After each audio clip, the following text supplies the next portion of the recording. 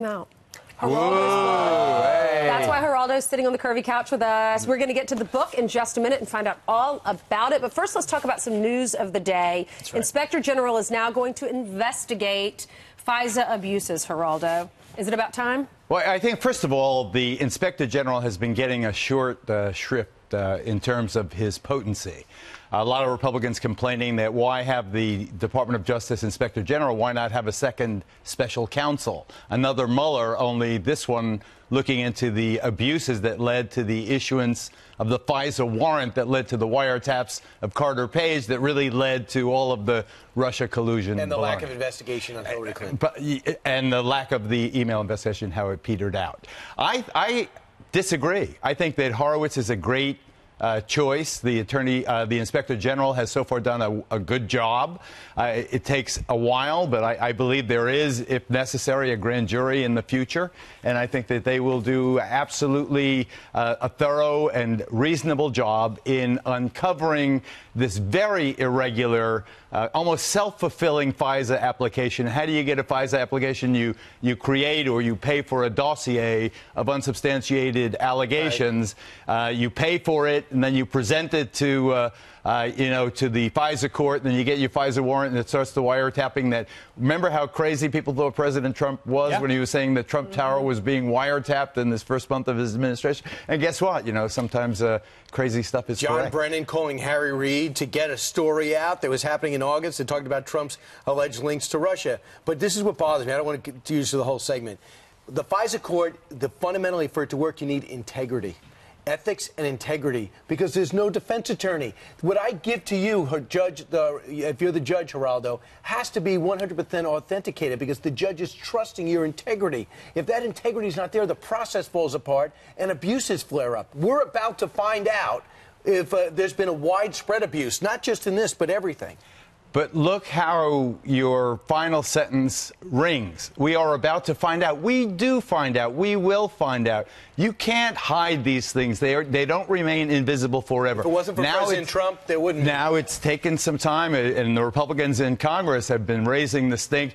Now it's being revealed that this noble, this monument to fairness and the integrity of our national security system, the FISA courts, it's not that they did anything wrong. It's that the information they were given was polluted by politics. And I think that this will end up in a very interesting place. I think that you may indeed find a kind of collusion that nobody ever expected. Yeah. Trump walks, and the DNC and some of the others get stung by their own corruption. All right, let's talk about Amazon, because Jeff Bezos, who is the founder of Amazon, there is talk that he could get this big defense contract, that company could, to do a government kind of iCloud thing, the Jet iCloud. For the Defense Department. For the Defense Department. It's worth $10 billion. And so you've got the president of Less Government, Seton Motley. We interviewed him earlier. He put out an ad in the New York Post yesterday saying this shouldn't happen. You're giving all this money to one individual who doesn't like the president, who's made that clear. And you're going to give him a contract for $10 billion so that he can go and use that money against you in the next election. So the president tweeted about it this morning, and his tweet says, "I have stated my concerns with Amazon long before the election. Unlike others, they pay little or no taxes to state and local governments, use our postal system as their delivery boy, causing tremendous loss to the U.S., and are putting many thousands of retailers out of business." When I had dinner with the president, he said exactly that. I mean, in more informal terms, just asking to those of us gathered around, is it fair that the brick and mortar retailer in the small hometown pays the sales tax and Amazon comes in and mails something to the consumer who would otherwise be shopping at that store? It gets delivered right to their house and no sales tax is paid. So if there's a pothole in the road, Amazon's not contributing to the maintenance of it. There is a fundamental unfairness. And I think rather than focusing on what contract Amazon may or may not have gotten, I think the fundamental issue, and the one that the president highlighted with this tweet this morning, is that these online retailers don't pay sales tax, generally speaking. They do in spotted jurisdictions. But how fair is that? And won't that lead to the deterioration of the mom and pop shop downtown in the central city? You know what hit home? Toys R Us. Every parent remembers walking through toy. Whether you get a toy or not, you walk through there like it's a zoo, or you buy something, you have memories. Toys R Us says we can't compete with Amazon, and you wonder, where does this stop? Well, look at me. I'm wearing boots now. They're all worn out. I'm doing my publicity tour, and I got my old shoes. I want to go to a shoe store. My wife says, go to a shoe store, just order it. They'll deliver it the next day, the day after. So where's the shoe store? I don't even know where the shoe store is. So the shoe store is you call It's with Amazon. the blacksmith. Yeah, that's right. We don't even know where a shoe store is. By the way, when you go to a shoe store, they used to like put your foot up there. Now they just go, go in the back, get a size 9, and come put it on yourself. Remember that silver cold thing you had to put your barefoot down? A shoehorn. They're going to do it to bars now. No, there'll be no more bars. They're going to You know what, though? Don't mail you your drink right to your house. Why go to a bar? You can drink alone. Yeah, that's right. Don't you think, though, that we've gotten... a little baggy. Why is that? Is it because we've gotten too busy to even have time to shop? We only have time to do something online too easy. quickly? Yeah, yes, of course, that's true, Ainsley. But the fact of the matter is, it is, I mean, I hate to say it to the mom and pop retailers out there, it's just a more efficient way to do business. Faster. You know, Easier. in my house, I mean, now I live in Shaker in the suburbs, I every morning, there's like a caravan of FedEx and UPS and U.S. Mail. They're even delivering things like the drinking water. I mean, bottled water and a Gatorade that you don't want to schlep from the store. It's a new world, but the president is right. It is an untapped. You don't want to. He roiled the market with his anti-Amazon comments. Amazon went down 100 points. Investors like me don't like when Apple politicians mess. Apple went after Facebook. They're all going after each other now. But I lament the fact that it affects their performance on the stock market, and wealth gets transferred, and people with 401ks and so forth get hurt. I just want people to be quiet, but I think that the principle that online retailers should pay sales tax is very important. All right, so if anyone has the ability to write a memoir, it's you. And you're here delivering your brand new book. You've done one before, but this is of now, right? This is yours, Major Pete. Thank you very much. Look at this. Pete, you're in this picture, too. This was us at the election. I think that's the Democratic National. This is war correspondent Geraldo Rivera at Fox, right? Is that what this is about? This is about, the original book, Brian, was about how Roger Ailes hired me to go to war. Why? Because I was at CNBC, the highest rated show on that network, when the attacks happened at 9/11.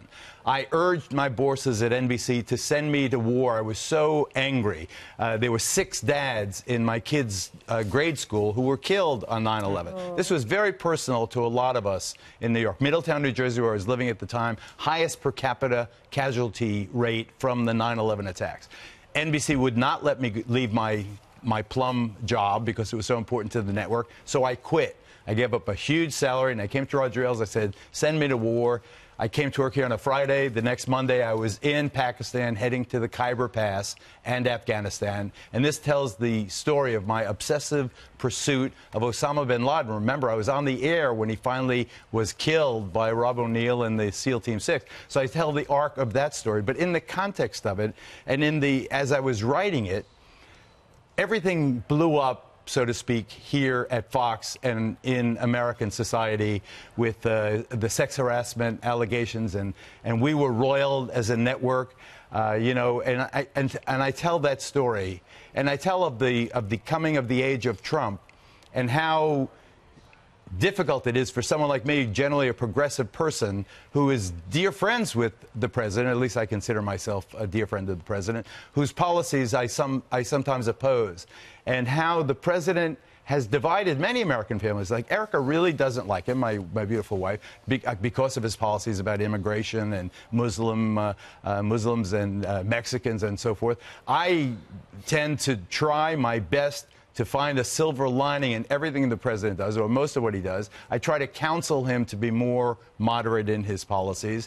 I want him to be a great president. I think he has that ability, but I think that stress, that tug of war within many American families, and Roseanne, the show, really illustrated that could have been my home in terms of one's for the president, the other's against. I think that we'll work it out. I think the president does have the potential to be great, but I tell that story of how the president's policies have divided many American families, including my own. Right, and we do discuss that. But in this too, do you mention us at all? That's the key. I saw a picture of Ainsley. There are several pictures of Ainsley. I had one tiny one of you in the corner. There's a little one right here. You and Pete. There's a little one. Yep. Major Pete. You know, but Ainsley sells books, Brian, and your presence with. You know, okay, then let me live up to my name then. Buy his book. Right. Buy his book right now on Amazon or Barnes & Noble. Thank you. Or BAM, Books A Million. But I love that picture on the cover. Tora Bora, you know, we got there first. We were there alone for the first 3 days of the epic battle. And I talk about how we could have captured Osama bin Laden and ended this whole thing in the first couple of weeks, but we did not. But I also heard you did great on Howard Stern yesterday, and we'll talk about it on the radio in a little while. Okay. All right? I'll be there. Geraldo Rivera, a memoir, pre-order it using Amazon, who we derided in the first segment. He's had quite a life, quite a life. We're very proud of him. Thank you. Nicest guy. You might not agree with his politics, but he is the nicest guy. He's a great man. He's okay. Thank you, Pete.